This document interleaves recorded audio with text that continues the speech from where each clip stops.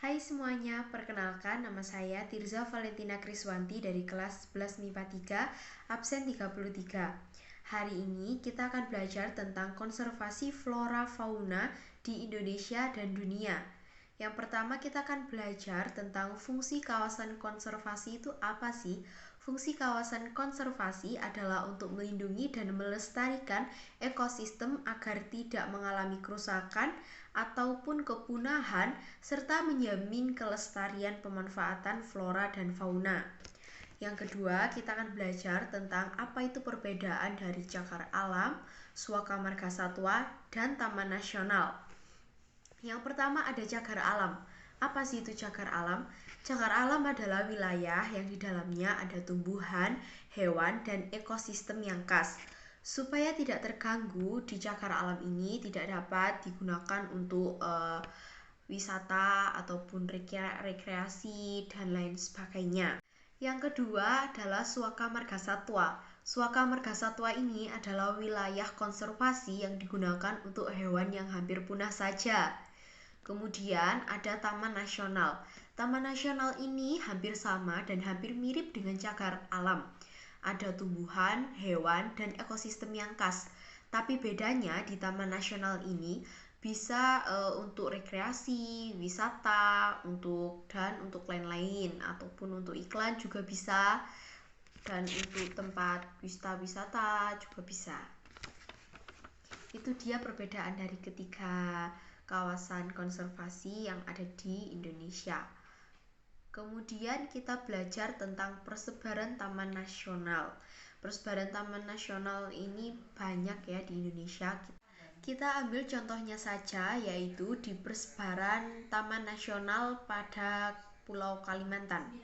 Persebaran ini yang pertama ada Taman Nasional Gunung Palung.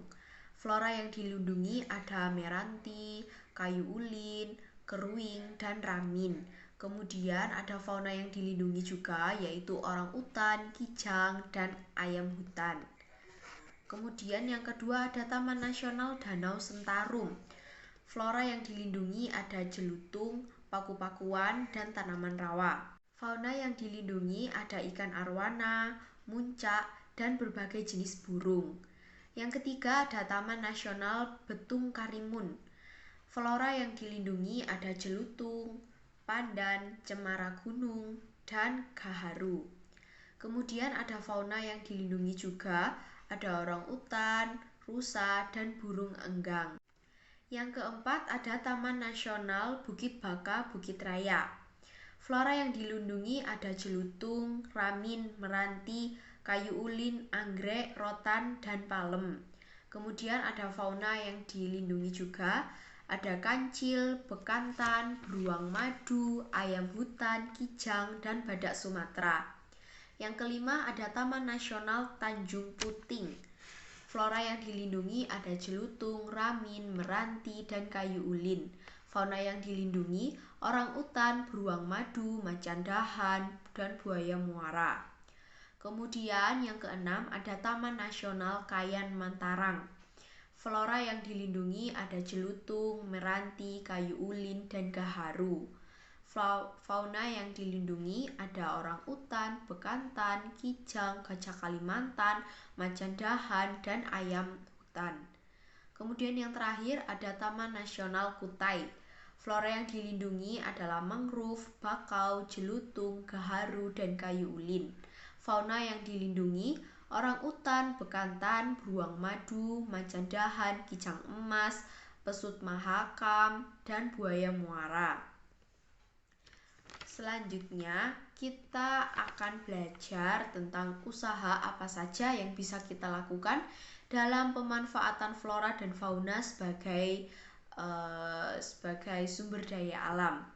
Nah, contohnya saja di daerahku yaitu pemanfaatan floranya, yaitu pemanfaatan hutan pinus milik perhutani di Desa Sawiran yang dimanfaatkan sebagai kafe kangen dan beberapa tempat wisata lain yang bernilai ekonomis.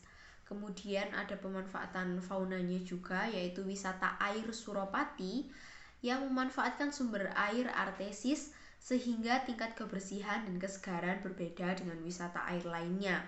Di tempat wisata ini juga memelihara berbagai jenis hewan seperti merpati, merak, ular, dan lain-lain.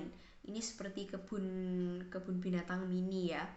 Artinya, taman wisata ini melakukan berbagai usaha dalam pemanfaatan flora dan fauna sebagai sumber daya alam. Oke, cukup sekian kita belajar hari ini. Semoga bermanfaat. Bye-bye.